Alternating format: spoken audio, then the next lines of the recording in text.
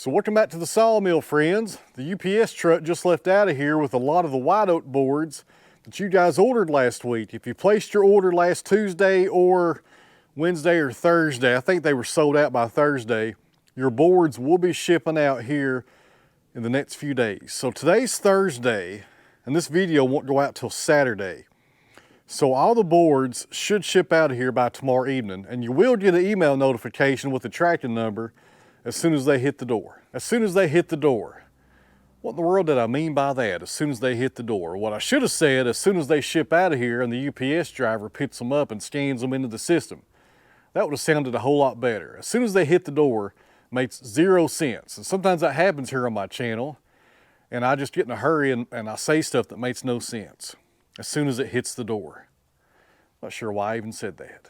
And once again, the hatefulest cat on YouTube is with us again today. Good morning, Mama. You gonna look at the camera today? Come on. Come on, Mama, look over here. That's about as good as you'll get out of her.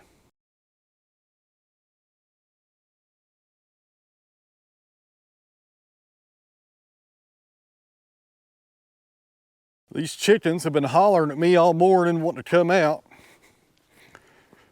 I guess we'll come out in free range for a little while, guys.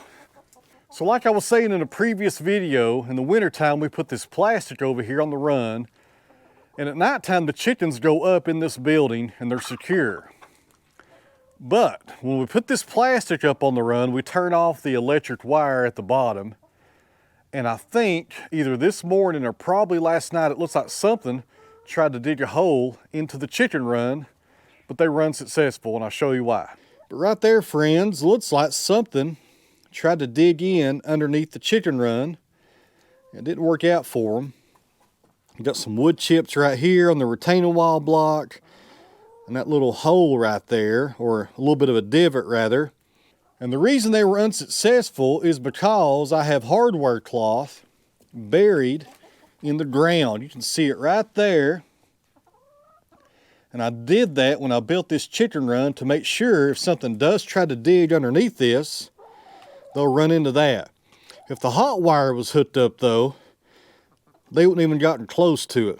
I've never seen this on the chicken run, and I'm pretty sure this happened because the hot wire is not hooked up. All right, girls. And there's also one more possible scenario on this.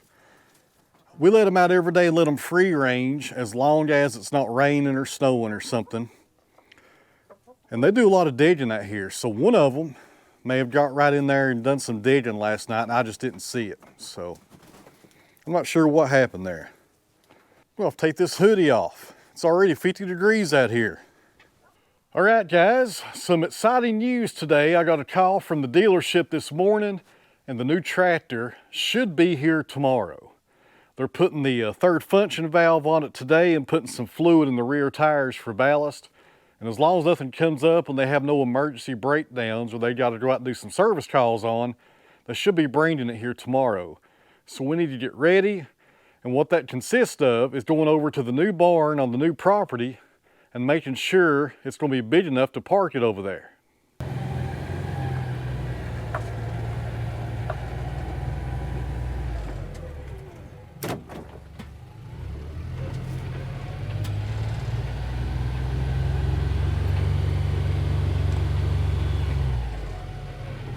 Here at the barn, and in case you missed my video last week showing you guys the new property we bought, it's 3 acres, 2-car garage, a small manufactured home my mother-in-law will be living in here in about probably 2 weeks. All this is mine right here on the front pasture. There's an old fence on the other side of that creek. We're going to clean up that entire creek right there and reestablish that fence because I'm going to run livestock in here, probably some Dexter cows and maybe a few pigs. And then back here behind the barn, this is the area that will need the most work. This is where they kept some cows and horses at years ago. It was good pasture, it's just not been mowed down in about 10 years. We got some culvert work to do back there and a lot of bush hogging and some tree pulling. There's a ton of pear trees back in there, friends, that need dug out. I may have to rent me a mini excavator for the day and come back here and dig all of those out. There's a lot of them. And right here, guys, is the pole barn. It's 24 by 30. It has a second story in it. And in the past, like I was saying, horses and cows lived in here. And it's in really good shape. I'm not sure exactly how old it is. The tin roof is in decent shape. There's a lot of nails, though, I can see that have backed out. I'll probably put a new metal roof on this barn around springtime. But at least it does have gutters. That's another plus. It needs either painted or covered in metal, one of the two. I'll probably just paint it because I like the look of the wood right there. It needs some work up here on the soffits, up there at the gable end, and just some small stuff, nothing major. It's a really stout building, and there's no rot inside where the poles go into the ground. It's got pressure treated posts all the way around it. So on the front and the back, we got two large doors. They're on rollers, and they don't move too easy, guys. They're pretty stiff. And I'm hoping some WD-40 in this track will loosen them up just a little. It probably won't, but it's worth a try. Ready that roller right there.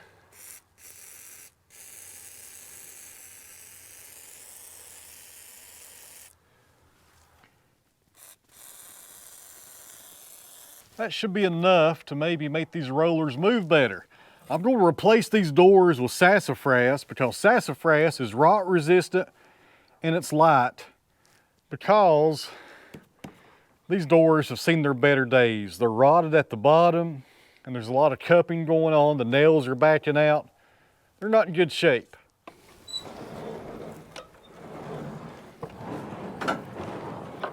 Well, that made a big difference right there.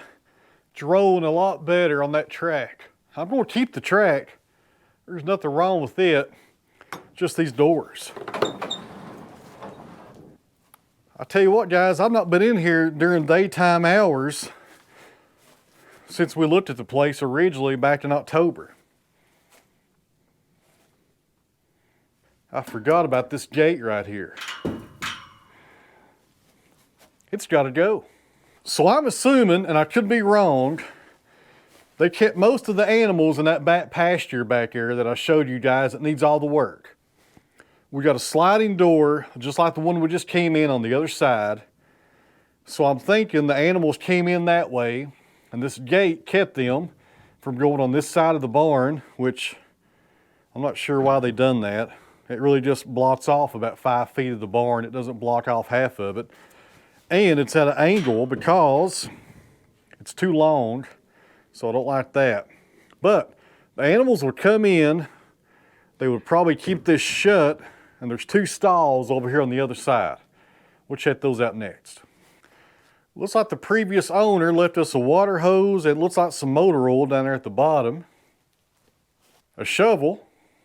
And right there is a good find, friends, a wheelbarrow. Hopefully the tire is in decent shape. I got bad luck here lately of having wheelbarrows with dry rotted tires. Yeah, that one's flat, but don't look dry rotted. So if you're ever in a pole barn and you're trying to figure out how old it is, you can tell a lot by the wood they used. So right here on the siding, you can see those circle saw marks. So this came from a circle sawmill, so this was probably put up green more than likely. And it looks like oak and maybe some pine on the other side that I saw earlier. And right here we have the main post for the pole barn, and they are pressure treated. So if you got an old barn and you're buying property and you find pressure treated post, that tells you the barn is not too old. And also something to look for in these pressure treated posts is make sure the bottom is not rotted. And these look like they're in pretty good shape, because this building does have gutters, which keeps the rain away from the foundation. That will make your poles last a lot longer. So right here, guys, we have the stalls. Pretty good size. Not a whole lot going on. It's like an old gas can, and maybe some hand tools and a few fence posts. It's nice though that it's empty. I've seen a lot of barns on properties that people buy, and the barns are just full of junk. and the new owner will spend a week hauling off crap to the landfill. Then over here on the other stall, it's a little bit bigger, it looks like. We got some premium plastic chairs right there that got left behind. And more wood chips. There's a lot of wood chips down here. These haven't been here for too long. I'm not sure why they're here, but I'll probably get rid of them because this area right here is where the tractor's gonna be parked. So as we scan around here, friends, right here by the door that we came in is a frost-proof hydrant. Unfortunately, it's not hooked up. The homeowner had a water leak or a water line bust about a year ago, and when they installed the new one, they forgot to connect it to this one right here. So I'll have to dig me a ditch at some point and put water back down here. And right there is an outlet and some kind of light right there. And there's a story behind that as well. So apparently they used to have power down here, but a tree fell on the line, and it wasn't no kind of main service line coming down here. They were feeding the power off of the garage. So they took the line and just rolled it up, and it's hanging on the clothesline behind the garage. So that's something else we'll have to do. I want to reestablish power down here, but I'll probably go underground with it. So here's another area of the barn I was going to show in the last video, but it was too dark. You got a door right there. Right there's a little bit of a wooden floor and a bee nest right there that's fallen. A lot of that going on in these old barns. So we got some fence posts. It looks like some, looks like a tie out there for a dog. Got some wood right there, some other stuff, light bulbs. And it looks like a small hatchet right there. Yep, that's what it is. Plum. My goodness. That's a good find right there, especially since I'm an axe collector. It has been bent though. Look at that. Look at that curve right there. Somebody has abused this tool, but we'll put that in the shop, and one cold winter day, we'll do a restoration on that. Pretty good find. Y'all can see the ladder. This barn does have a second story like I was saying. And I remember it being empty the last time I looked up here. But let me look around first before I bring you guys with me and make sure there ain't no raccoons or nothing hiding up here. And if there is, hopefully they don't jump out and attack me. Well, at least there's no bats up here. That's what I was afraid of. Because these soffits are wide open on both ends. Need to close that up. Need to close up this siding as well. This right here, friends, is a nice space. So other than the siding needing some batting strips and maybe a light, maybe a handle over here where you come up to grab onto off the ladder, and maybe even a door over this so you don't step down in this hole, not too bad. And over here I was looking earlier, it looked like a snake skin on this ledger. Well, it's kind of hard to tell in here. There's a snake skin. Somebody in the last video said, I bet there's a lot of snakes in that barn, and during the summer months, I bet they're right. Could definitely use a handle right here to hold on to when you go down this ladder.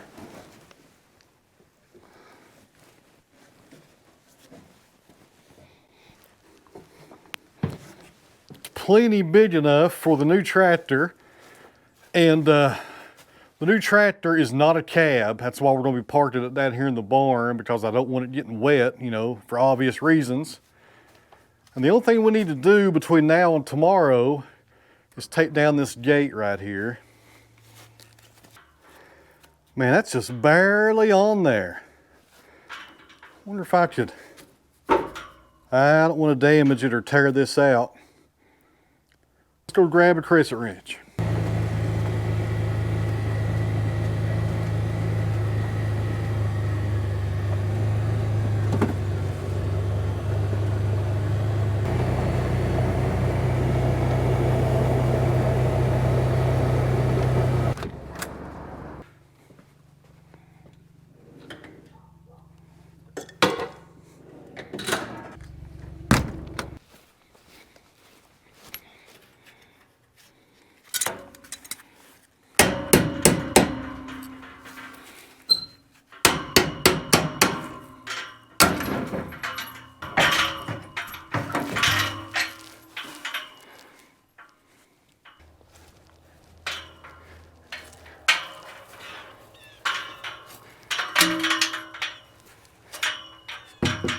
All right, friends, we got this side of the barn cleaned out, and this is more than enough room to park that new tractor.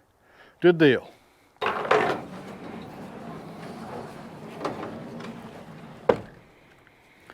That door slides a lot easier. The WD-40 was a good idea. A little chilly in here, guys. Let's get the wood stove going. It's about 5 o'clock and the sun's going down. As bad as I hate to say it, this stuff right here really does work. Mike Morgan's famous fire starter. He sent me a bag earlier in the year, and it works really good, but don't tell Mike that I said that. His ego is big enough already, okay? Okay. Grab us a few pieces of hickory.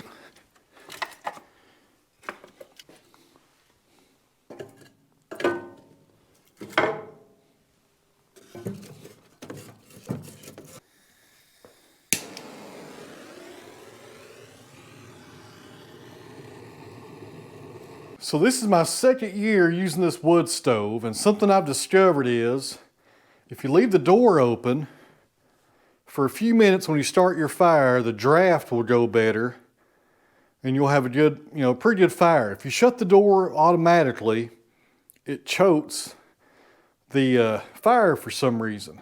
And this is a US stove. My dad bought this for me at Tractor Supply. I think it was about $800. It wasn't cheap, but it works really good as long as you leave that door open for a few minutes. All right, guys, as you can see, we're down here in the timber frame, and I'll probably finish out my evening down here. We got 10 more orders to fill of that white oak that we put on the website last week. And for those of you that missed out on that, because those things sold really fast, I'll be putting more on there after the first of the year. I got the door shut on the wood stove, and everything's burning pretty good. That fire starter, friends, it works every time, but my goodness, don't tell him I said that. If you're new to this channel, this is a timber frame shop that me and my dad built, and it's not done. I've been working on this thing for about 3 years. It's about 95% done. We're almost there. We're getting closer. I just keep on taking on new projects that puts me behind. But this main area is a timber frame. The 2 side rooms are conventional stick built. Right here are the timbers. That is a white pine post and a walnut brace. And the walnut actually needs to be sanded down because this building was exposed to the elements for about a year before I put a roof over it. And the braces, which are black walnut, turned gray. I need to re-sand those down so they look nice. That's something else on my list of things to do right there. And I have a lot to do. Before we get to work, guys, let me show you all some updates to the shop. This is, of course, the wall right behind the wood stove right there. And I got some of these really nice brackets from Walmart of all places. Check them out right there. And they are the perfect size for an axe. They work out really good. And I got some of my favorite ones here on display. For those that are interested, Council Tool, Grand Force Brooks. I believe that's the Swedish. Is that the Swedish one? They're all Swedish. They're made in Sweden, Nathan. My goodness. I think that's the Swedish forest axe right there. That is a Grand Force Brooks hatchet. If I can get it off there without dropping the camera. That was my very first proper axe that I bought about 2010 right there. Grand Force Brooks. That's a really nice little hatchet right there. Right behind that we have a Council Tool Pulaski that I've never used. A Council Tool Picaroon right there. That works really good with firewood. That's a really good tool. I got that off of Whiskey River. Right there we have a Grand Force Brooks broadaxe. And right beside it is something very unique. This right here, friends, are 2 adzes, and they're not old. These are actually new stock made by Seven Pines Forge. And I can't remember the guy's name. That's the name of his forge. And he's up in Pennsylvania. I found him on Etsy about 2 or 3 years ago. But they're both different. This right here is a gutter adze because it is the shape of a gutter right there as far as the profile of the bit. Right here is the other one. This is a traditional like shipwrights adze. The bit is straight right there. Also made by 7 Pines Forge. Really good quality. I think I paid about $200 per adze, if I remember right. All right, so over here on the other wall, we have my splitting axes, mainly for firewood. That's a Husqvarna Mall. That's another Husqvarna. And I'm not sure what the name of it is. It's a splitting axe, but it's also got a plastic or some kind of material right there for the handle. I guess it's plastic, I'm not really sure. It actually works pretty good. And back here behind them, I have a small Grand Force Brooks splitting axe that needs some work. It got some rust on the collar right there and the pole. I need to pull this down and do some sanding on that probably sooner than later. And right here, friends, hanging by itself is my favorite axe. That's a Grand Force Brooks American Felling axe, and the profile is in the Montreal pattern. And if you're into axes, you know what these patterns mean. If you're not, you can Google it and read a lot about them. But that's the Montreal pattern. Got a hickory handle. That's the original handle that came on this axe. My wife got that for me for Christmas about 8 years ago. That's also the original sheath right there. And guys, that's my favorite axe right there. If you're interested in it, I think they might be on Amazon. If not, I know that Smoky Mountain Knife Works sells these. I'll try to leave some links down below. If you're looking for a Christmas present for yourself, which is always a good idea, right there, guys, that is the best axe, in my opinion, that money can buy. I've used this axe for everything. It works out really good. And then lastly, as far as axes go, this is my Whiskey River axe bell. I did a video on this about maybe August or something like that. I can't remember. And guys, that thing right there will hold a lot of axes. It's made out of poplar. It has 2 different tiers on it. And I got it completely full. I could use probably 2 more of these. And it works out really good for keeping your axes organized and taking up less space. And also, guys, a big thank you to my buddy Brian Harrington down in Texas. He sent me that American flag the other day to hang right beside the Tennessee state flag. If you're watching, Brian, I really appreciate it. I think it looks great up there. Hook up our dust collection here for the planer.